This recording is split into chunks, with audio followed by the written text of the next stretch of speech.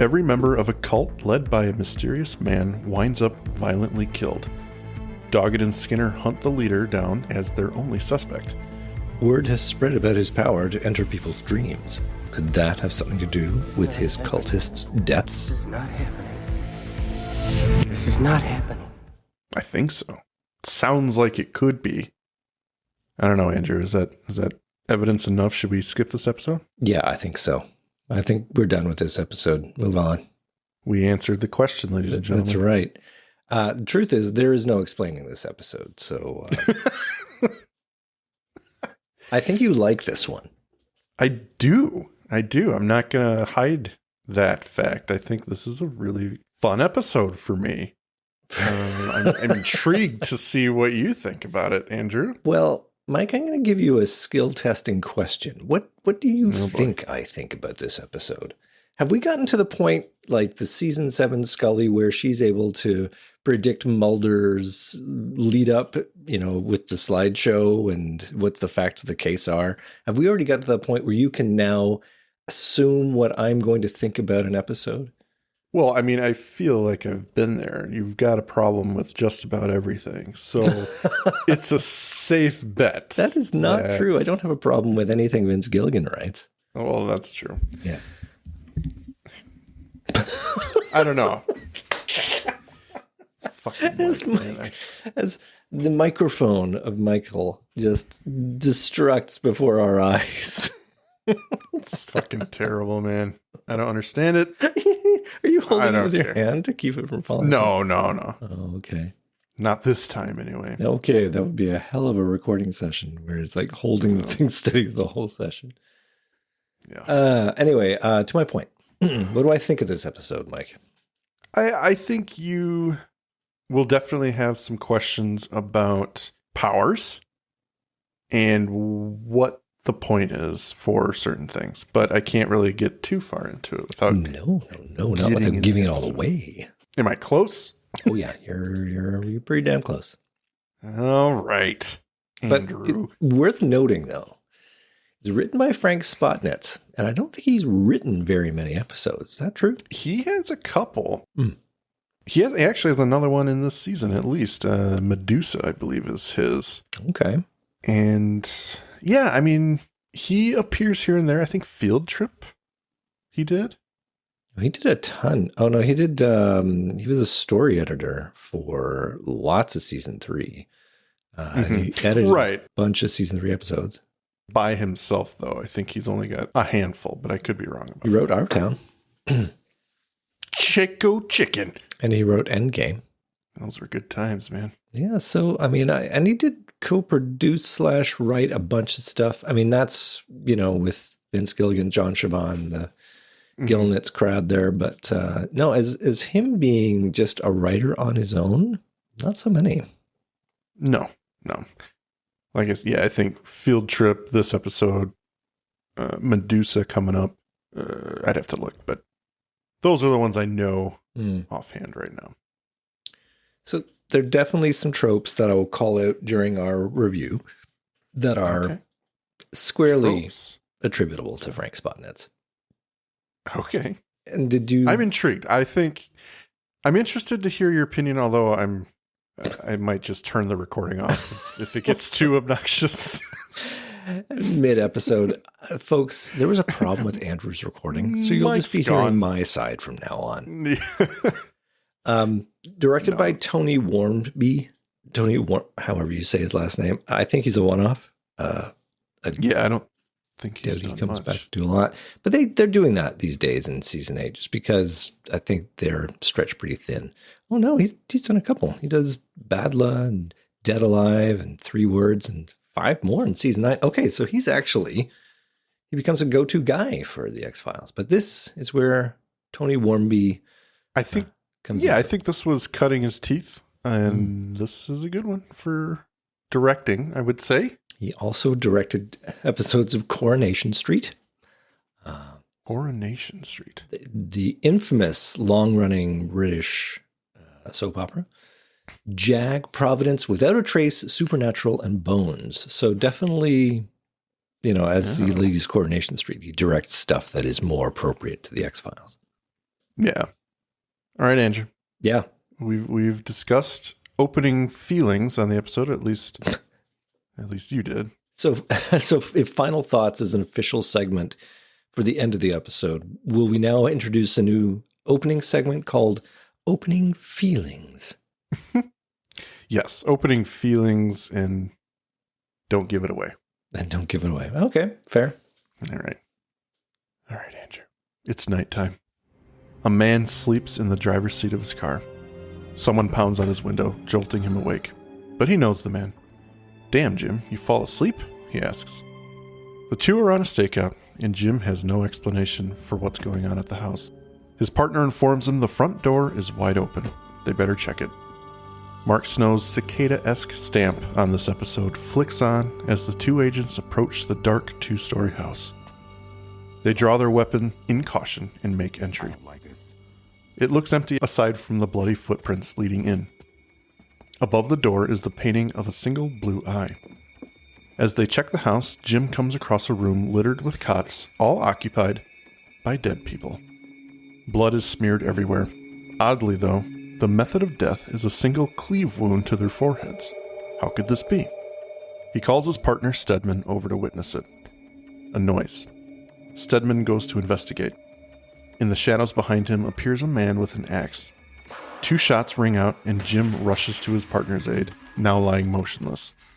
A single cleave wound to his head as well. Jim looks up to see the perpetrator, a middle-aged man with an axe, a third eye on his forehead. He swings the weapon at Jim. Credits! Pretty easy opening there, Andrew, huh? Very to the point. Yeah. To the point. Do you have any issues with this opening? No, I'm on board so far. It's intriguing. The third eye stuff is clearly going to be a big part of the episode. Absolutely. Yeah, I'm on board so far. I mean, I haven't given me enough to hate yet. No clear. I mean, I have a little. Oh, man. I have a little bit of a thing with how the agents decide to hold their guns when going in. I thought we had better gun technicians. Tactical. Yeah, to help them properly hold. Like we've got some classic 80s gun posturing here. Yeah. It's not beyond that. So you don't hate it yet. I caught that little slip up. Not a slip up. Very intentional. Very intentional. It's called foreshadowing, Mike. Oh boy. God damn it. I've got my finger on the abort button right now. Tonight's episode sponsored by Abort. Sponsored. All right. Well, whatever. That same night, Doggett receives a call from Scully. She got a call from Skinner about a situation. An agent surveilling a religious cult was found dead. All the followers dead as well. Unknown as to how it happened. Doggett, groggily checking his watch, offers to pick her up. But she tells him she won't be on the case. Something's come up, although she will remain in contact when she can. As they hang up, a nurse summons her. Later that morning, it's now daylight. Doggett pulls up to a bustling scene, agents and ambulance everywhere. Skinner meets him. Where's Agent Scully? Running late. What do we have? One of our men doing routine surveillance on a cult group, the Ibagon Temple. We had a tip they were trafficking narcotics. Nobody suspected anything like this.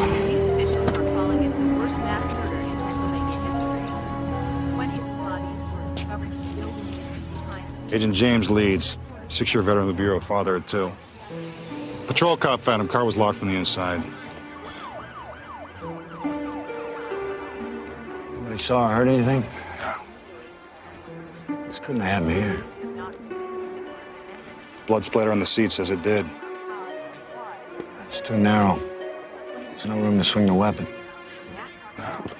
Besides, it doesn't make any sense.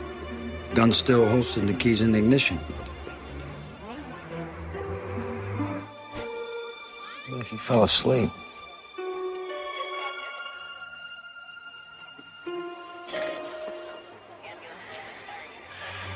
This is damn weird. It gets weirder. The two leave the dead agent in the car, his head cloven practically in two. Great scene, simply because of the simple question, how could this guy's head have been split like this, Andrew, in the car when you cannot swing a weapon with that kind of force? Classic 3-body problem. I like it. Dead body inside a locked room? How on earth could this have happened? How the fuck? Check the vents. No, that's the next episode. Yes.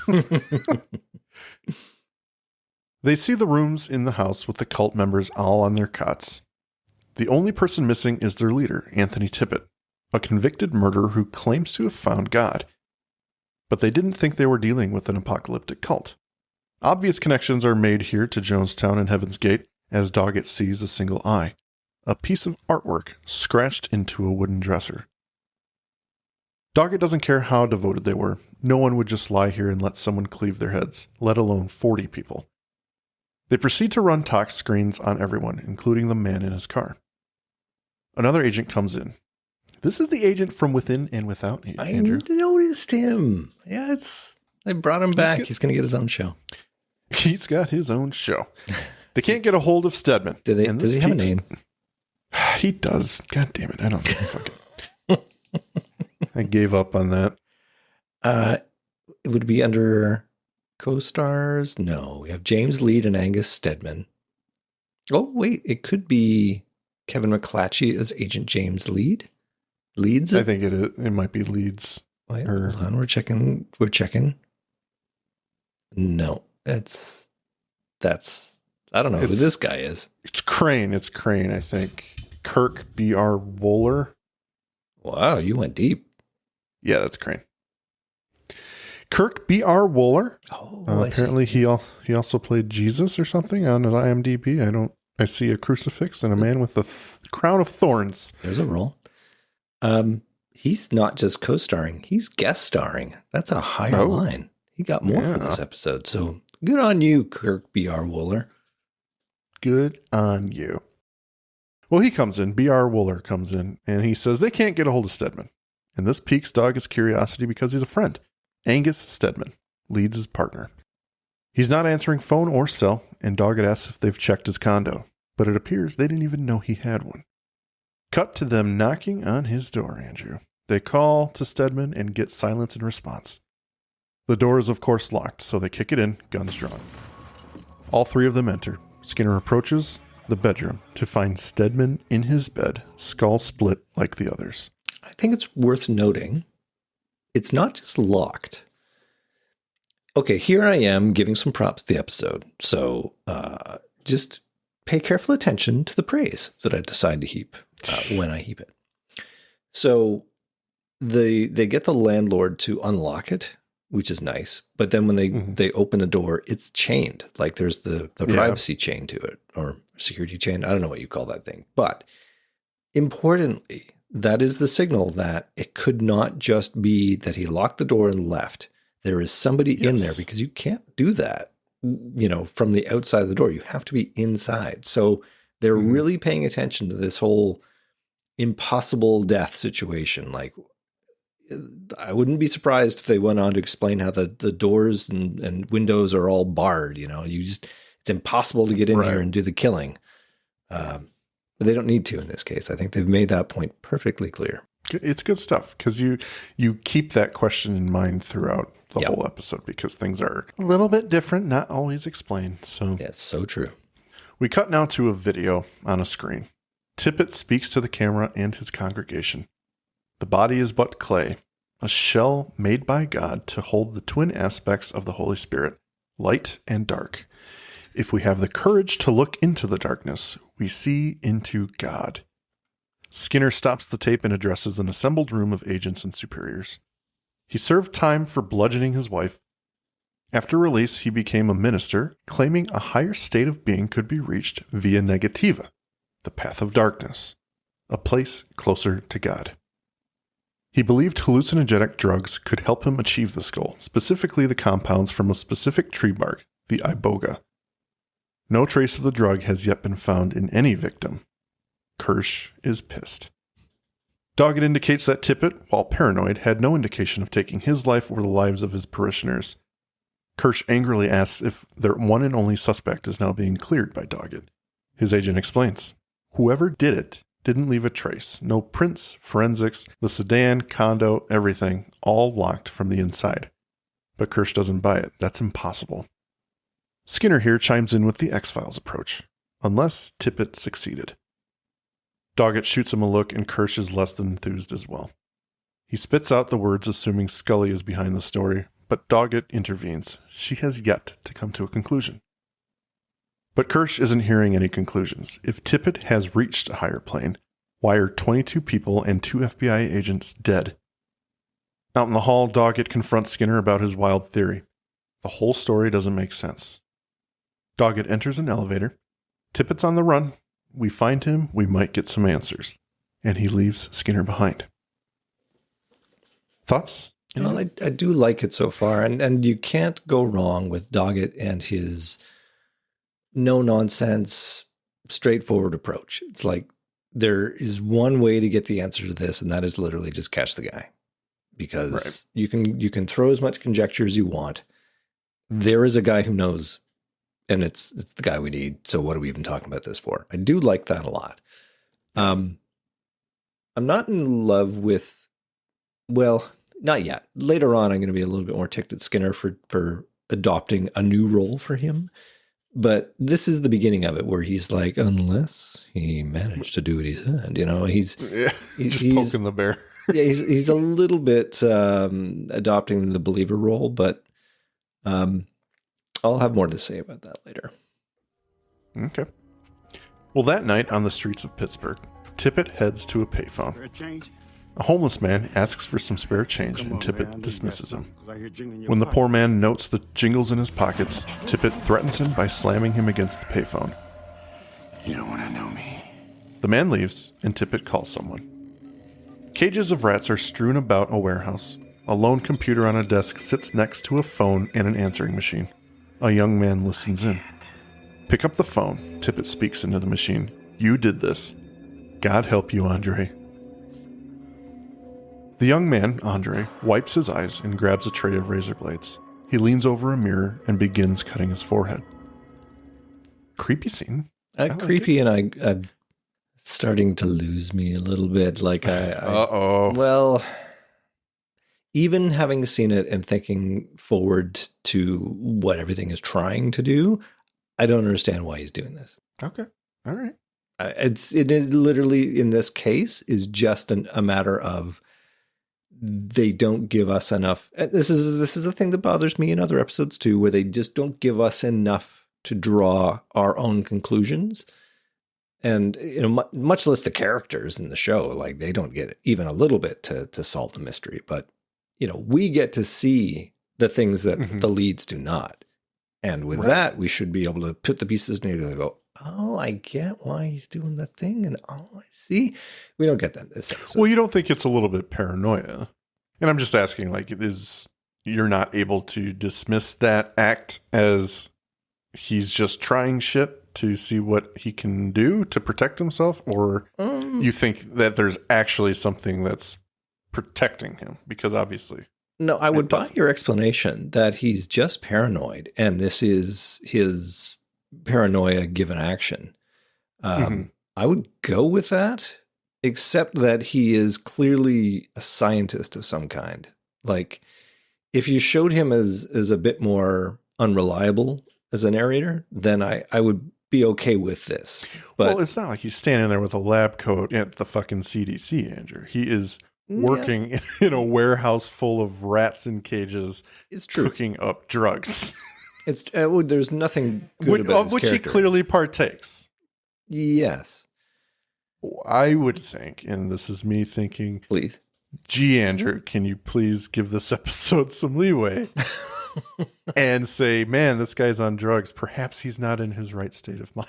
Well, maybe I missed it, but I didn't see him doing the drugs. I saw him as when they take him away, he's doing some drugs. It's not the same drug per se, but he does believe in Tippett. So there is the indication that he is a follower of Tippett. Well, he certainly does, therefore has partaken in the drugs. He certainly does spout enough of the ideology to suggest that he's bought into it.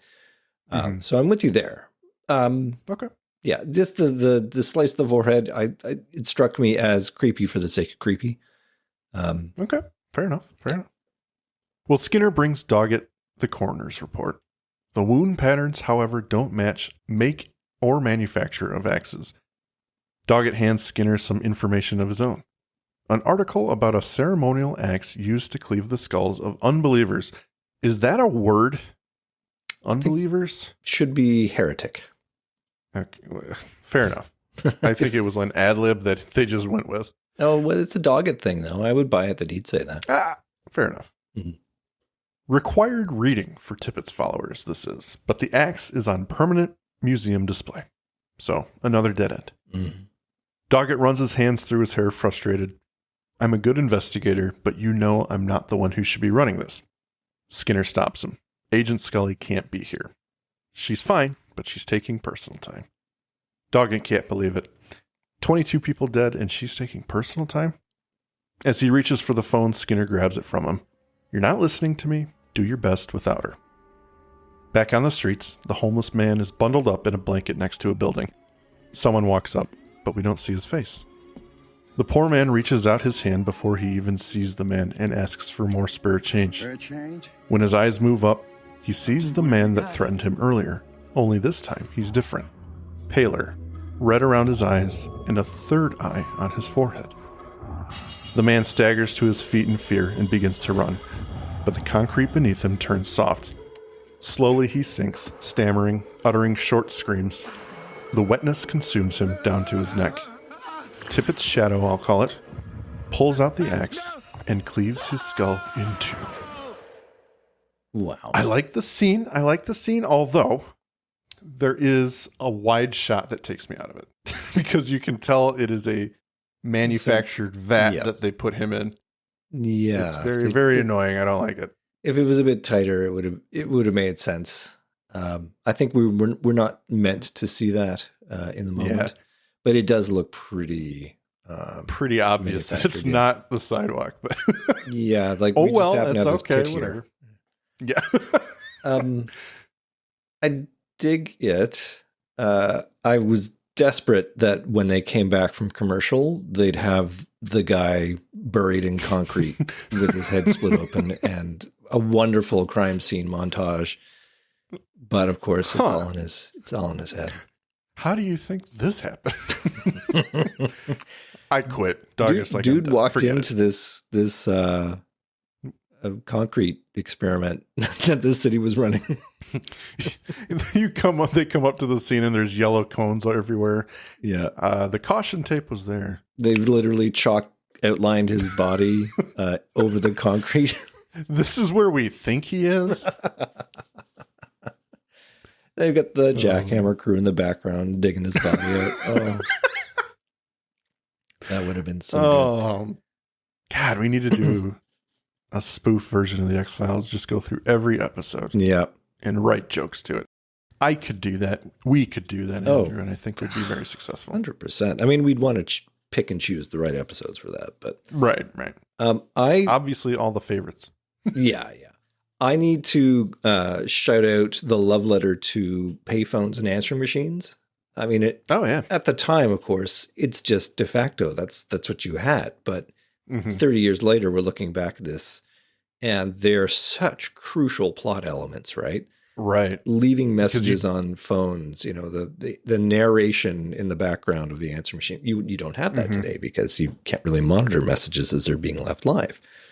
A payphone, can't get in touch with that character because I don't have access to a phone, or I've got to get to that payphone. That's the only way. Or the ransom that's going to call the payphone, and you got to be there at a certain time. All those plot elements you wouldn't have today because it's all cell phones. It's all cell phones, and everyone's connected to everything. That's right. And that's what really concerns me about. Well, I get this way with a lot of film and TV where there's not this barrier to anything. So it feels like some of the problems in modern television or movies feel manufactured because they have to create a barrier. Whereas this was there. This actually was a barrier. You had payphones. You had to try to get a hold of someone and hope they were near a phone or something. Whereas everyone always has a phone now. Everyone's got Facebook or the internet at least. And even in the X-Files, though, the trope that they cared for in cell phones to get that was the no signal.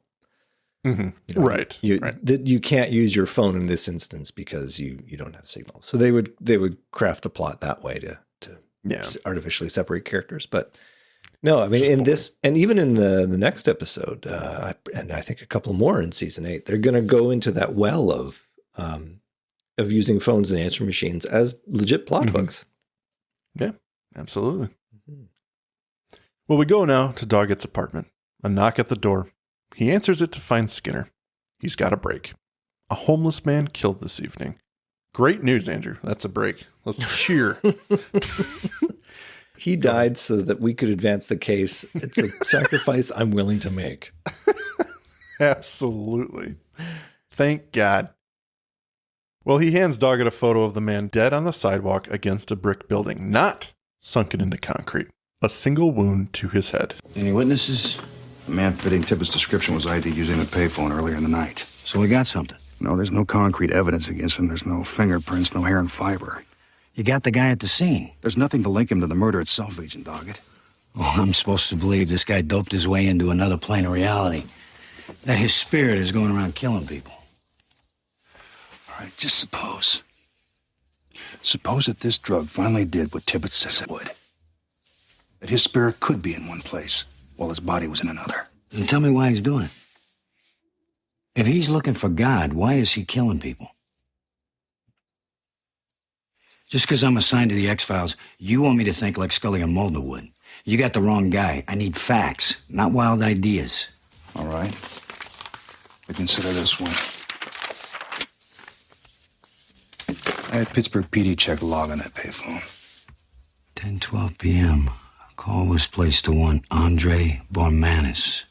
He's a convicted drug dealer that served time with Tippett. That number's a D.C. area code. Oh no. Skinner and Doggett pull up to the warehouse location later that night. When Andre opens the door, he introduces himself as Dr. Bormanis, although he looks anything but. I need to call out this moment. I mean, Dr. Bormanis, Andre Bormanis, looks terrible. And obviously he's in a bit of a crisis. But even in that moment, he does not fail to correct them and classify himself as a doctor. The underlying thing being, I worked hard for this doctorate, and you're gonna respect the. I didn't go to medical school for 8 years for you to call me Mister. Even when the shit is real, you will call me doctor, sir. Even when I'm a drug dealer addict hooked up with a suspected murderer. Yeah. You will call me doctor, sir. Well, he brings them into what can only be called a lab. They question him about Tippett's call, but he missed it. They need to find him. He's murdered 23 men. As he's being questioned by the FBI agents, Bormanis continues creating capsule pills with his chemicals, hand assembling them. Without being questioned, Bormanis starts defending his work. I'm not doing anything illegal. I just made him stuff. Because that's super legit, Bormanis. But Skinner fills it in for him. Drugs. You supplied Tippett with drugs. Bormanis explains Tippett's power. The hallucinogens were his way into the depths of the soul. Planes of being our feeble brains cannot imagine. Skinner asks about the cuts on his forehead. A red X now. Mark of the initiated? Protection, he clarifies. Or at least he hopes. Are you afraid of him or do you admire him? Doggett asks. He grabs the current pill being assembled by the neurotic man, and he takes it from his hands. They're taking him in for questioning, but Bormanis begins to struggle. As Doggett tries to cuff him, Bormanis reaches out with one hand, swiping fingers across a white substance and attempting to put it on his tongue. I need that! He shouts. A quick cut to him being thrown in a jail cell. As the guard closes the gate and walks away, Doggett stiffly looks at Bormanis and then robotically turns and walks away. Andrew, I want your opinion on that one. I was hoping we'd talk about this. Yeah.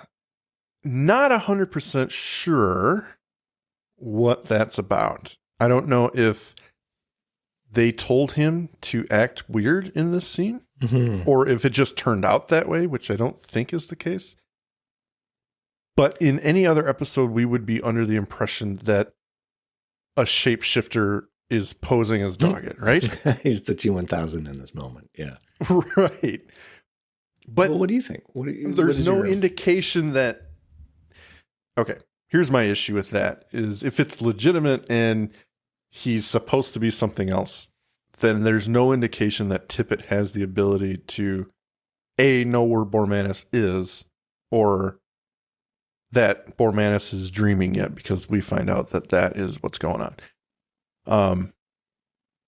So there's no reason to believe that anyone would be acting differently or posing as Agent Doggett or anything.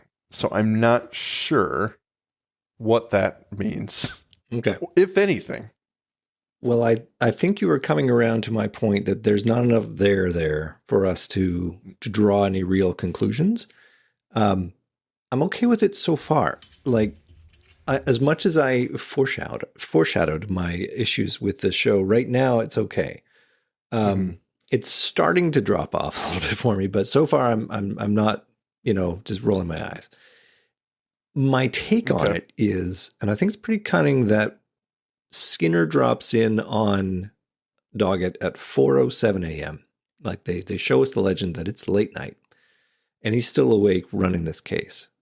And now we're, daytime throwing Dr. Bormanis in jail. I think what we're seeing here is a really run ragged John Doggett. And I think that the whole show ultimately is an allegory for what it's like to be in a place where you just you haven't slept. You're like, we're going to see that in the third act of the show. He's just ragged. And that's where Bormanis is right now. And he's desperate to stay awake because he thinks if he sleeps, he's going to die. So John Doggett's automaton mentality, I'm not sure whether that is meant to be Bormanis's perspective of him, or this is actually Doggett's reality. Well, okay, and I guess I'm jumping ahead a little bit, but in a moment, Doggett is going to be he's going to have his first fever slumber. So is he just remembering this? And that's why it's looking weird. Because in the next shot, after he does that weird turn, he's walking down a hallway and then Tippett, blah, blah, blah.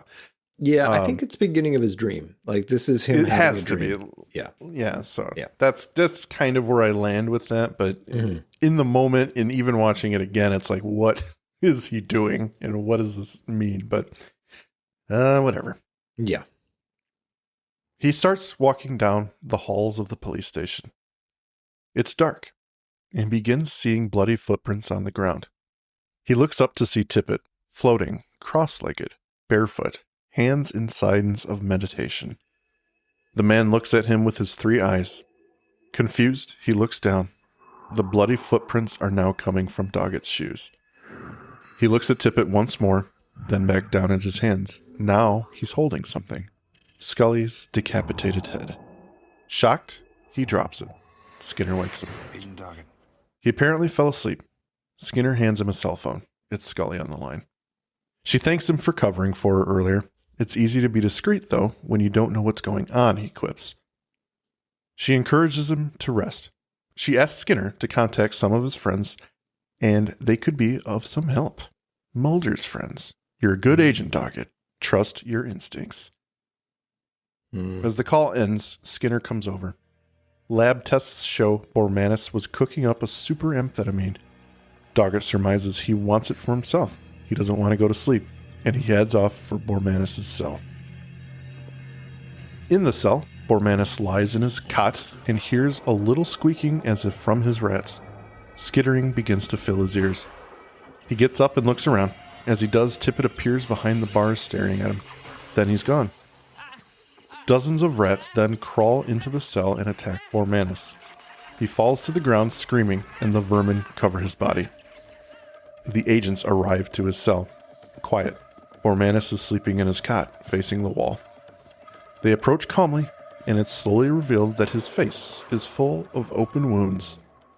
Dead. All right, Andrew. we've got the first kill. Well, not the first kill. First? The second kill, I guess. This is kill number 20. Well, no. I 24? meant like, everyone was getting their heads caved in. Then we had the cement dude. Then we had rats. Apparently, the homeless guy was afraid of cement. I don't quite know, but yeah, Bormanis is the only guy who has not gotten his head cleaved in, and he should have. Is my issue with that scene is that yes, consistency and making the axe a plot point. Why do we suddenly not have the axe hit here? I kind of wish the concrete wasn't a thing other than it, again, creepy for creepy's sake, because it's such an outlier. Like, what we've had up till now are impossible deaths. Even Bormanis' death is kind of impossible because it's in police custody in a locked cell. I'm sure they were monitored. There's no way to see anybody get in there and do it, right? So that's fine. It's by comparison, the death of the homeless man is probably fairly pedestrian, unfortunately. Like, it could have happened in broad daylight. So, yeah, the I guess what you'd say the pathology of the crimes doesn't really track. Like, why does the homeless guy need to die? He didn't seem to be involved. It seems to be just an outlier to connect the dots, but.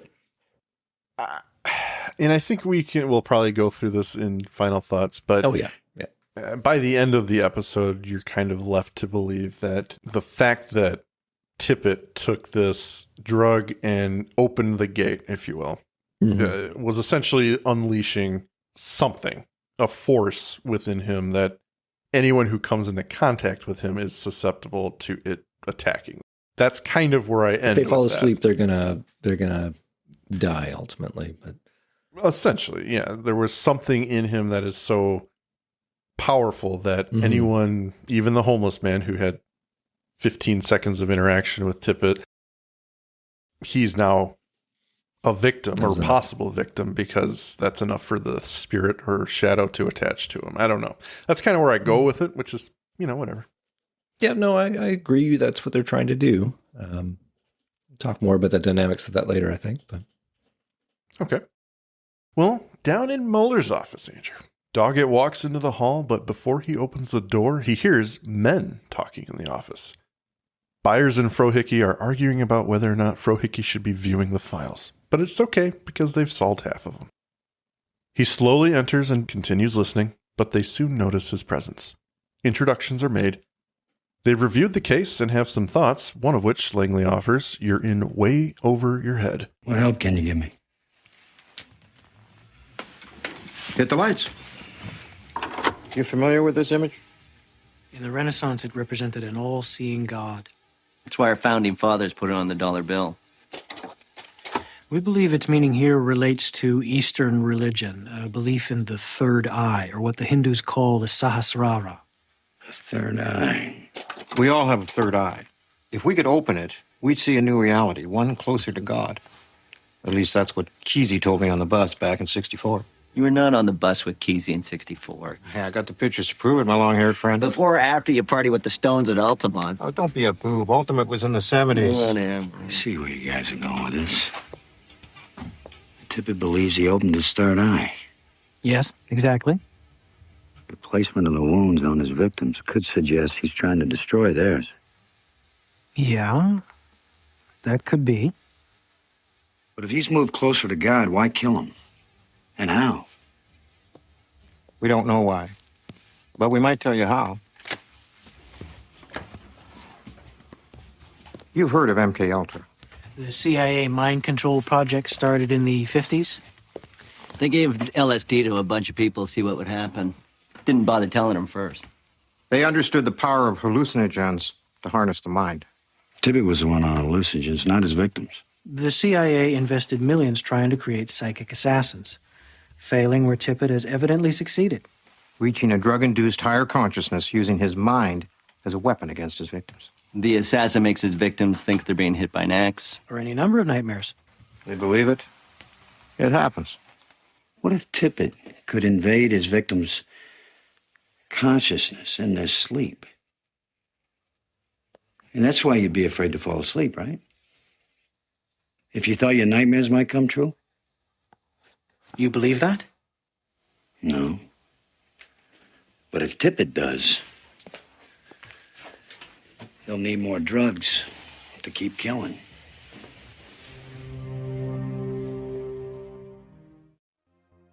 It's that time, everyone. The Magus Media Production sales pitch. Please check out our homepage at magusmediaproductions.net so you can stay up to date on all of our shows. Check out our Facebook group, facebook.com/groups/Magus Media Productions, both of which have our Discord link on it, where you can join us for live shows as we record them for future release. At Magus Media Prods on X, our Patreon, patreon.com/Magus Media, where a $5 donation will help us keep the lights on and bringing you new content, and you get some stickers. Thank you for your consideration and support. Not bad for a beginner. Yeah. All you right, know Andrew, me. what are your thoughts? You know me. I love me the lone gunman. Love it when they drop in. I feel like they didn't really, they gave the audience context. Maybe they gave John Doggett some context. I don't know if they gave any vital clues that he couldn't have got to on his own. But It's definitely less helpful than normal, for sure. It really is about, we haven't seen the lone gunman in a while, and it'd be nice to connect them so that John Doggett can have access to that. But Yeah, I don't know. This isn't really their. I always viewed them as kind of technical experts, so they can show up and track the progress of a UFO for Skinner when they need to. But this feels like they show up a couple times. Oh, go ahead. Well, I was going to say, this feels like bringing in Deep Throat for an episode where you really didn't need him. You know, it's like we contractually obligated to use Jerry Harden for 8 episodes, so this is going to be one of them. But I think this is a Chuck Burks interaction, maybe 100%. Chuck Burks could be way because he's more of here. like the mystical side of the spectrum. I would totally have dug him more in this case.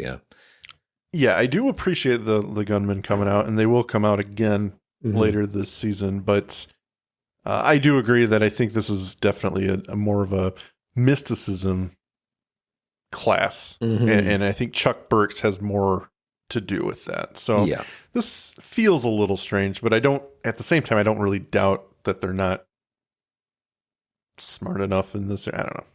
Whatever. I just like the gunmen, so I guess it works. You give them a pass for it works enough. I'm kind of the same. The thing that worth noting here, the throw to MK Ultra, that feels like something Frank Spotnitz has a soft spot for, and I think he has done it in the past or in other properties. But certainly Chris Carter, it's right up his alley. The whole absolutely CIA conspiracy stuff. The issue I have here, it's the same thing we had with Sleepless in season 2. Yes. The idea that a psychic assassin could make you believe you're being shot or attacked by rats, or that your head is being cleaved in by an axe. Yeah. So I was wondering when that episode was going to come up. I knew it was there. I just wasn't sure when you were going to bring it up. But yeah, it's one of those things. You have to choose to go with it, whether or not that particular thing makes any sense whatsoever. Like, how can you choose to have wounds open up in your body just by believing something or thinking something's actually there? If you think too hard, it makes zero sense. But the thing is, there's an easy fix for it. I'm surprised they didn't go there. And the reason I bring this up is the death of Dr. Bormanis. The fact he's the only one so far that gets killed in a way that's not axe cleave to the head. What it should have been, to make it, I think, hang a little better, would be, it's not, in fact, and this is a Scully autopsy moment, or anybody autopsy moment, where they look and they go, you know what, this looks like an axe cleave. It looks like somebody's taken an axe to this guy's head. But in fact, Mike, it's a wound from the inside out. It's just a bad case of psoriasis. In fact, it's just arthritis. No, in fact, what it is an explosion from inside the head. Okay. So like an aneurysm gone really bad. Yeah, what it is a Scanners-like moment, if you are familiar with Cronenberg's film. Yes. So, and it ties in so nicely with a psychic angle. Like he has unlocked the powers of the mind, and he's activating his victims so hard on the brain and making them experience the terror of his confrontation that their brains explode. And that's what it is. But it looks like an axe wound, maybe. I don't know. It's a bit weak, but keep that consistency. And I'm on board because I love the psychic angle in storylines. I think it's very cool. I know you do.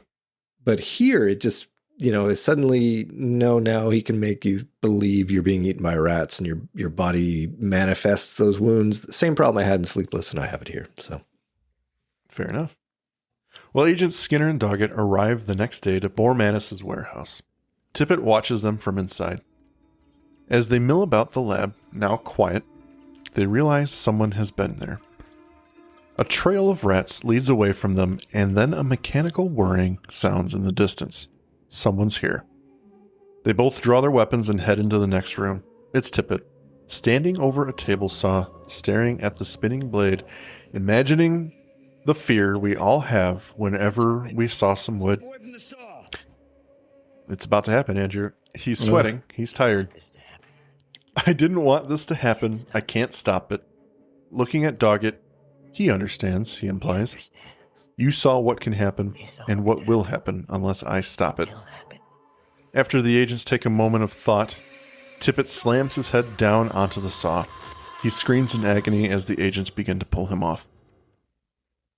We cut now to the hospital. Tippett is being wheeled in on a gurney, blood everywhere, a mask over his mouth, and someone compressing his head with cloth. The commotion leaves Doggett in the dust to fill out paperwork. A sign-in sheet, Andrew. What the fuck is it with this show and hospitals? The nurse hands him a sign-in sheet with everyone's name and basic information. This is the glory days of, I don't believe this happens to our personal information. We don't care about that. Think. Yeah. It's 2000. I don't believe this happened in 2000. Maybe I'm very wrong. I could ask my mom. She's a nurse. But I don't think this is a thing. I dare you to call her up right now and get her on the phone. You can drop it in post. It's just, well, sure enough, he gets the inkling to check the list, and there's Scully's name on the page before. The whole hospital is fired, Andrew. Yeah. This goes along with the surveillance cameras in each room in Alpha, season 6. If you remember that hospital, what was that about? We didn't like that there either. Yeah. So no sooner does he see her name, he goes to check on her. He peers through a pane of glass to see his partner in a dark room sleeping. Back at the FBI, Kirsch and Skinner welcome Doggett into the office. He's asked to shed light on the suicide attempt. Tippett believed his drugs took him inside the minds of anyone he knew, making their nightmares come true.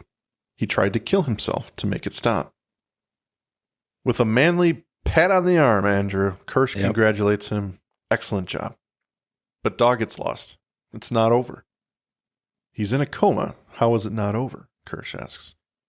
There's no murder weapon, no forensics, and unless you take Tippett's beliefs as proof, something you just characterized as preposterous, Kirsch cuts him off. We have our man. It's over. This leaves Doggett without words. Who is Kirsch even? Who is Kirsch even? I both love it and hate it, first of all. Well, it's like, no, we're closing this case. Good job. You're going to get a commendation and a $50 gift certificate to Chili's. Starbucks. So just shut up and move Congratulations. on. Yeah. We're going to have a little ceremony on how you cracked the case. Meanwhile, Doggett's like, it still doesn't explain how 23 people died. Yeah.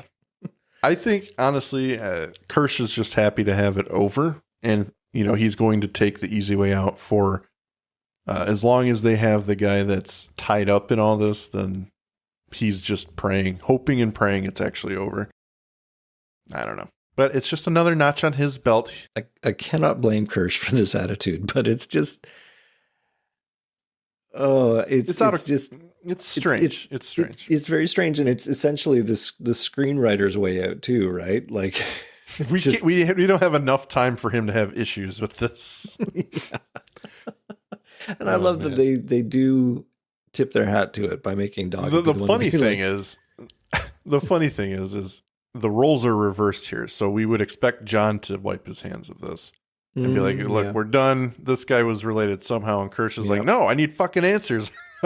Yeah. Or if Scully were in the room, she'd be the one slamming her hand on the table. And Doggett would be like, no, we got 20 other cases we got to investigate. I'm happy enough with this one being done. Yes. Well, Doggett leaves Scully a message on her machine. I think we caught our guy, but it doesn't add up. What if this guy was right? Maybe I should have let him die.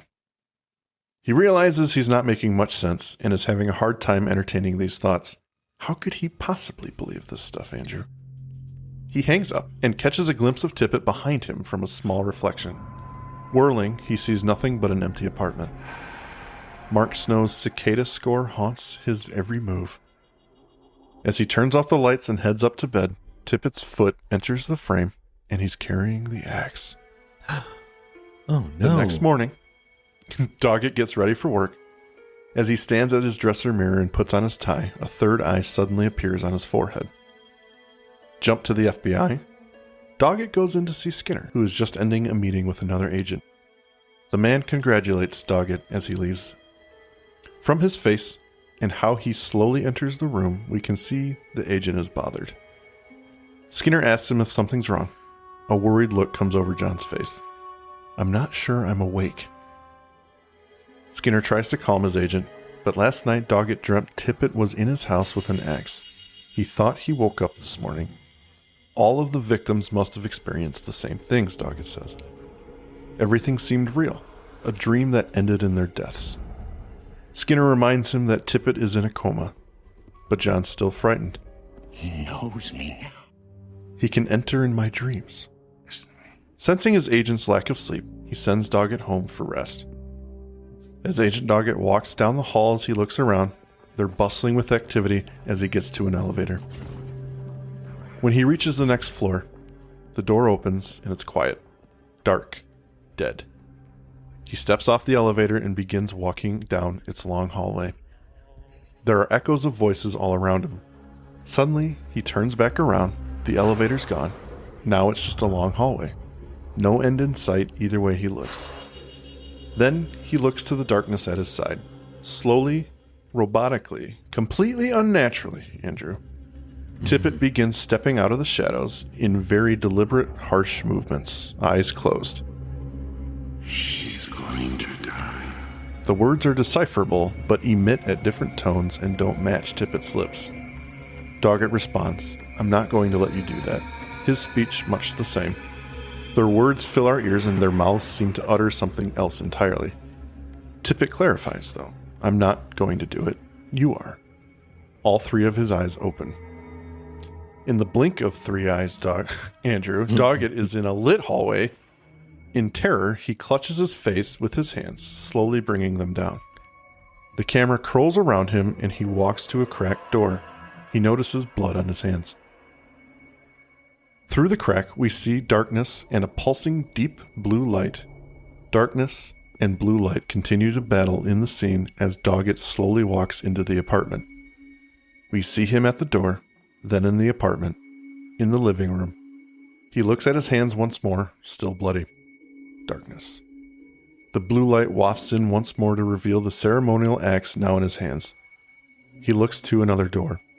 As the scene progresses, he approaches and enters to see Scully lying in her bed, sleeping. More flashes.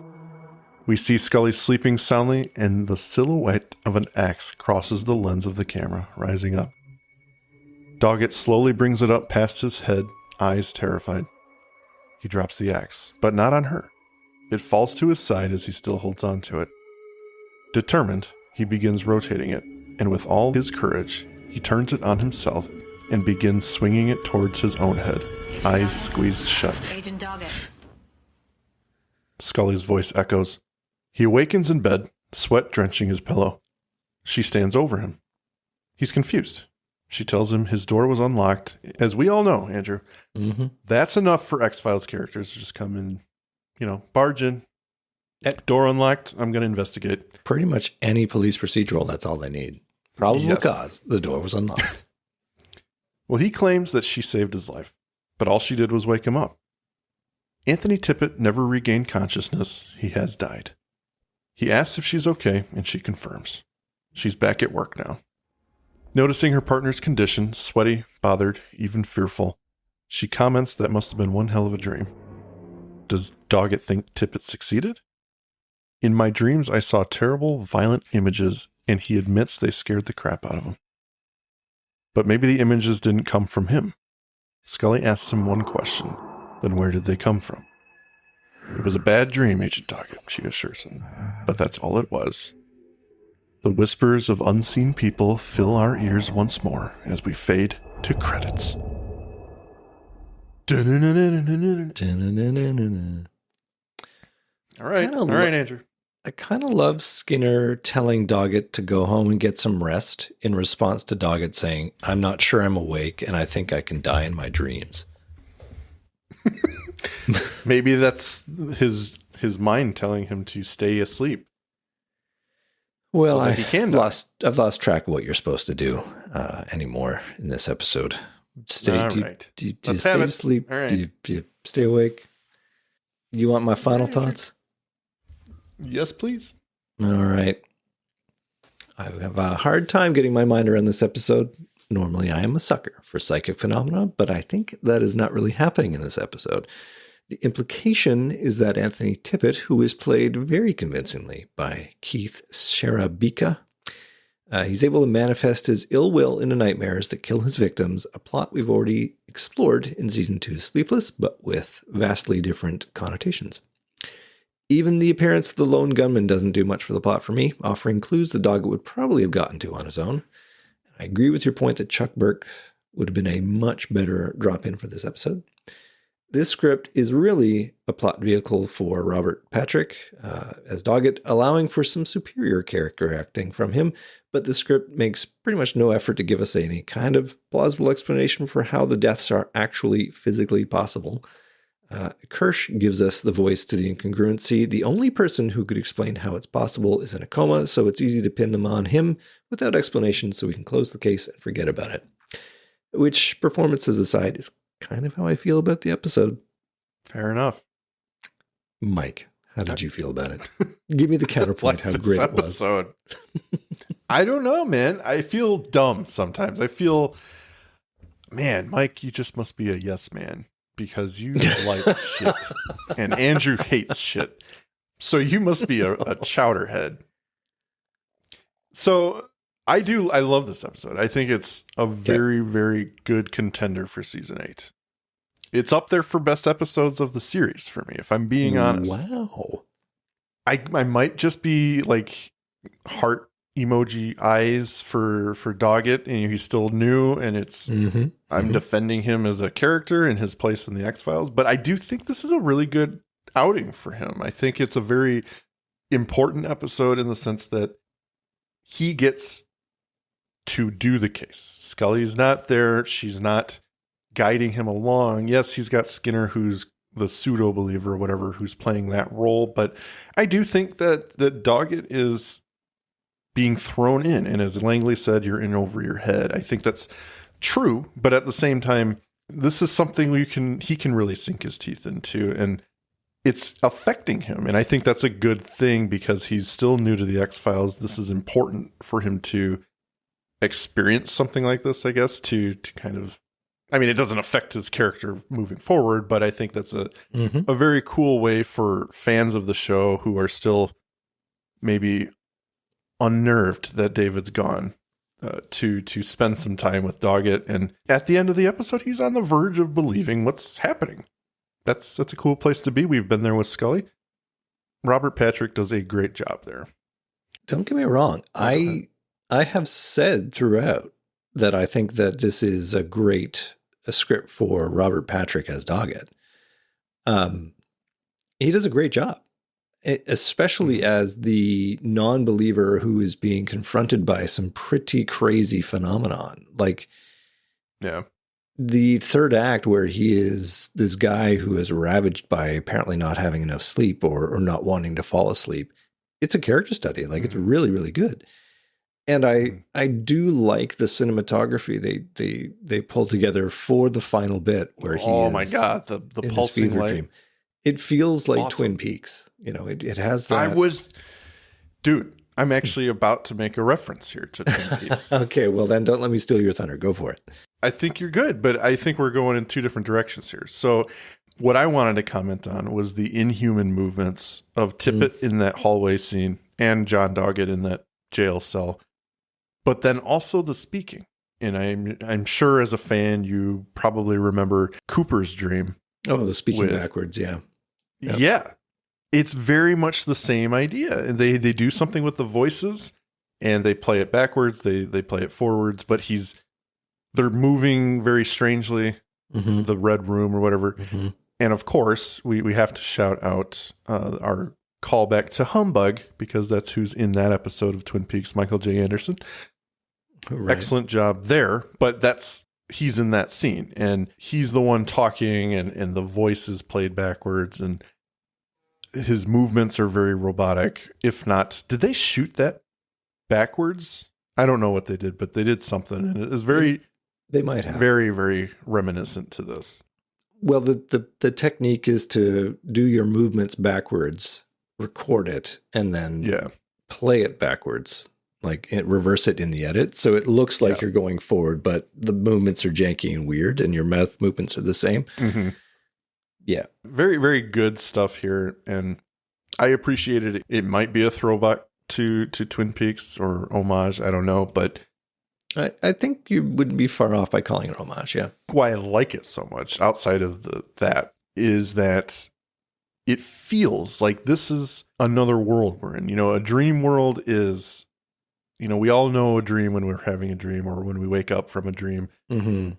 I mean, I've never had these kind of dreams where people are talking in tongues or their lips aren't matching their words. But when it's presented on film like this, it's very imposing, very ominous. And it feels like that is a very good way to show that someone is dreaming or having an out-of-body experience or something like that. So I think it's just utilized very well here. So all good stars for me. If I ignore how we got here, I'm totally fine with this episode, but I can't separate the one from the other. It's the inconsistency of the villain's powers. It's the impossibility of the deaths as well. Like, again, I gave them the out, like it's not an axe hit, it's the brain explosion. You know, that would be something I could get behind. But the idea that this is what's proffered by the lone gunman as the method, and we are given nothing else, so that has to be what it is then. So the idea, similar to Sleepless, is that they are made to believe that this has happened to them, and that's how they killed themselves. You know, they somehow manage to manifest the wound on themselves, which kills them. I just don't buy that. You know, it seems to me that's another level of power that doesn't really fit. And lastly, it is that if we're going to have it as the conceit that this is how they die, you know, this is the villain's power, then Doggett should be dead 3 times over, and yet he's not. So, you know, how does he survive other than the fact that he's got plot armor? But I am willing to believe he has the willpower of the hero to resist it. And in the end, I'm willing to believe that, you know, he is saved from this fate by Scully awakening him, because that's what the plot wants me to believe. And okay, fine. I'm there. But, you know, don't tease the entire episode by saying other people die because this is how the villain does it. And then a number of times Doggett is threatened with this, but not killed. I mean, we've seen that with Mulder in countless cases. You know, he somehow gets affected, but he survives when others have died. I mean, that's the mark of a hero, I suppose. Yeah. But there's just enough looseness here that it bothers me how it doesn't hang together well, is the only way I can say it. And it's enough to throw me out from what is otherwise a really interesting concept. You know what it could be? It just should have been longer. You know, they packed so much in. They try and make it so tight that if they just were able to tease it out by another 10, 15 minutes of exposition, I probably would have been there. Fair enough, sir. All right. Well, that is the episode, ladies and gentlemen. Does anyone in chat have anything to say? Well, Emily is with us in chat, and she agrees heart emoji eyes for Doggett. Yeah, can't get away from Doggett. And also started Twin Peaks for the first time last night, and she's really excited for what's to come. Oh, it's a banger. That show is amazing. Oh, yeah. Gotta love David Lynch, man.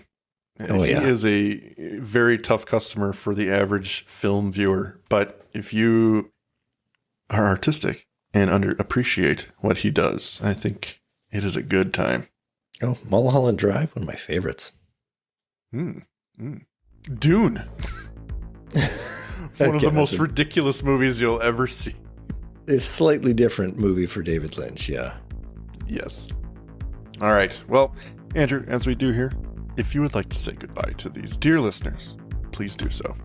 Dear listeners, goodbye, and I hope you're well, and sweet dreams, I guess, is the only thing we can say here. Hope you sleep well tonight.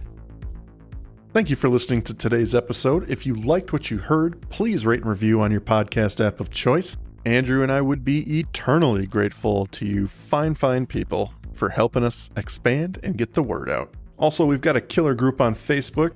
Feel free to join in on the discussion at facebook.com/groups/thisisnothappeningpod and become an official member of the syndicate. We do polls and we have questions for every episode to give you guys the opportunity to chime in and possibly let your voice be heard on our recordings. And please join us on our new Twitter at tinhxfilespod, no dash, to stay up to date on everything moment to moment. Thank you, and remember, don't stop swimming.